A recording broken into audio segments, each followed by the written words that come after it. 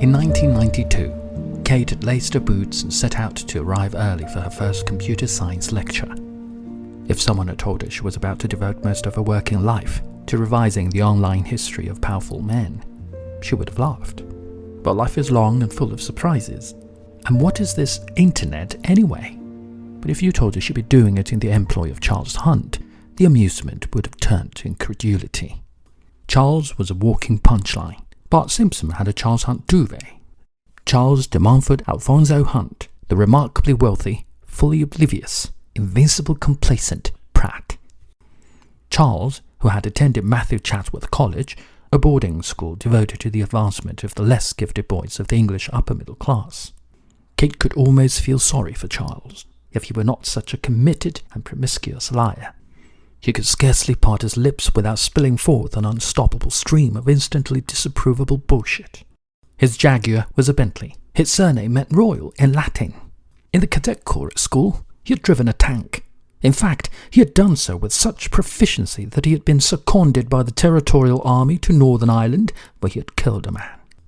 He had an IQ of 176. The Richard Attenborough character in The Great Escape was based on his great-uncle. His father was a Tory cabinet minister, that was actually true, but had previously been, at various times, a renowned fencing instructor, Martin Luther King's speechwriter, and the ambassador from the court of St. James to North Korea. His mother, by contrast, had merely invented the card game bridge.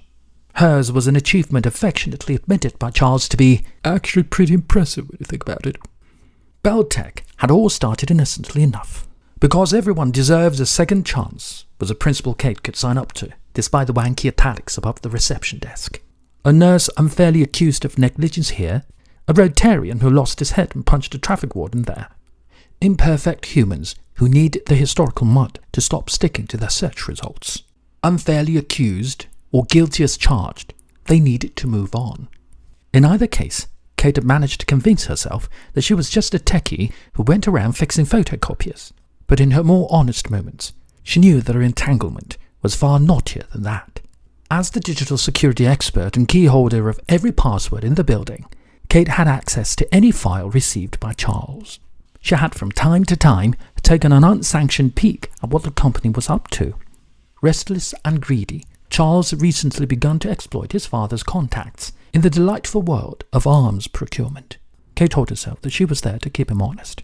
The fact that she knew perfectly well that Charles was the least honest person she had ever met was a nuance to be set against the other things she knew about Charles. He was a chump and a nitwit. Guys like Charles, she thought, were never the problem. Kate, as you know, I didn't always see eye to eye with Luke and his amusing ideals or whatnot. But you liked him, which must count for something, and he was obviously a perfect all-right guy. Kate nodded sympathetically. Wow, Charles, if I thought you felt that strongly about him, I'd have asked you to deliver the eulogy. Well, as you know, I missed the funeral because I was advising Prince Andrew on a certain matter. You wrote a card to say that you understood. I certainly understood. In fact, I scanned it, and I have the copy right here.